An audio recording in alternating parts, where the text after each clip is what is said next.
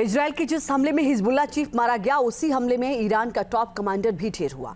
Iran को Israel की ओर से जिस तरह लगातार चुनौतियां मिल रही हैं, ऐसे हालात में अब ईरान आगे क्या करेगा?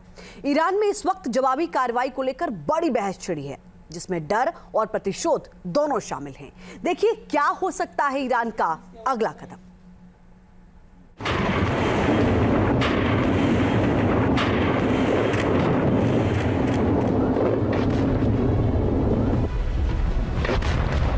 बेरूत पर इजराइल के विनाशक हमले ने न सिर्फ हिजबुल्लाह चीफ की कब्र खोद डाली, बल्कि इस घातक अटैक में ईरान का एक टॉप कमांडर भी ढेर हो गया।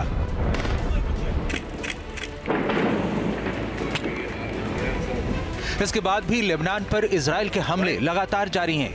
इजराइल की धमकियों से लेबनान इतना घबराया हुआ है कि ईरानी प्लेन को भी लैंडिंग से मना कर रहा है।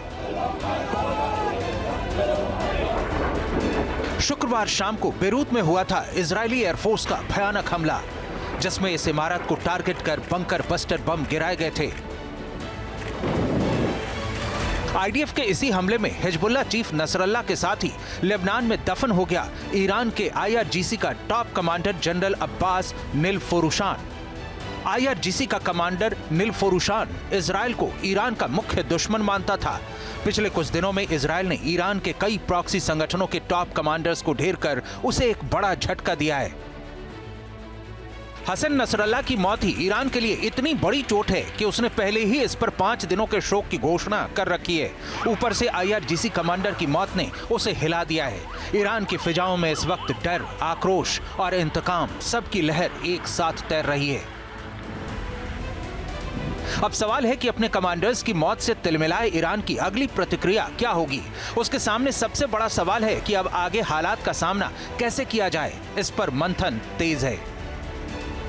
खामेनेई लेंगे इजराइल से इंतकाम, तिलमिलाए ईरान का आगे क्या है प्लान?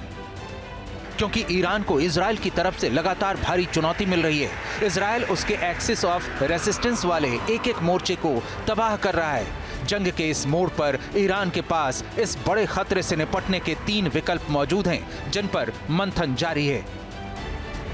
पहला विकल्प है इजराइल के खिलाफ एक्सिस ऑफ रेसिस्टेंस का ऑपरेशन चलने दिया जाए। दूसरा विकल्प है इजराइल के खिलाफ अभियान को फिलहाल ब्रेक दे। और तीसरा विकल्प है कि इजराइल के खिलाफ ऑपरेशन में और तेजी लाई जाए। दरअसल ईरान के पास मिडिल ईस्ट में उसके सहयोगी देशों के भारी हथियारों से लैस लड़ाकों के कई संगठन हैं, जिन्हें कथित तौर पर एक्सिस ऑफ रेसिस्टेंस कहा जाता है। जैसे लेबनान में हिजबुल्लाह, यमन में हूती और सीरिया और इराक में भी ऐसे कई संगठन हैं, जिनके जरिए ईरान इजरायली और अमेरिकी ठिकानों को हमले तेज करने के लिए कह सकता है।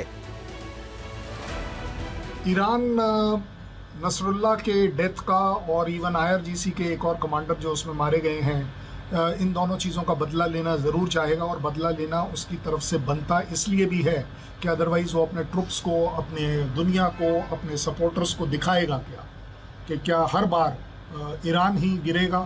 मुझे नहीं लगता कि ऐसा है, क्योंकि ईरान एक सेरेमोनियल अटैक ज़रूर करेगा, एक बड़ा अटैक ज़रूर करेगा।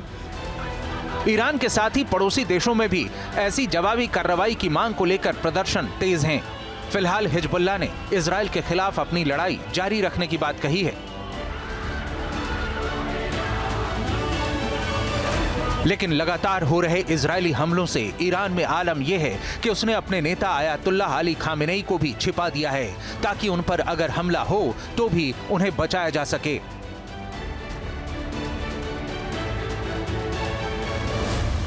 इजराइल चुन चुनकर अपने दुश्मनों का काम तमाम कर रहा है। पहले हमास स्टीफानिया का खेल खल्लास किया, फिर हिजबुल्लाह के आका हसन नसरल्लाह को जमींदोज कर दिया।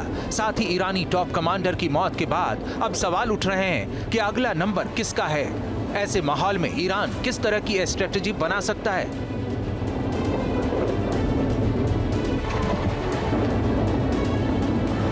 वैसे ईरान की प्रतिक्रिया अब क्या होनी चाहिए, इसे लेकर खामेनेई की कैबिनेट में भी मतभेद है। एक तरफ जहां नसरल्लाह की मौत के बाद आयतुल्लाह खामेनेई और आईआरआई पर बड़े पैमाने पर जवाबी कार्रवाई करने का दबाव है, तो वहीं दूसरी तरफ ईरान के नए राष्ट्रपति पजखियान जैसे नेताओं का ग्रुप फिलहाल बड़ी जंग में नहीं उलझना चाहता। अब ये ईरान को फैसला करना है कि वो इन हालात से कैसे निपटता है।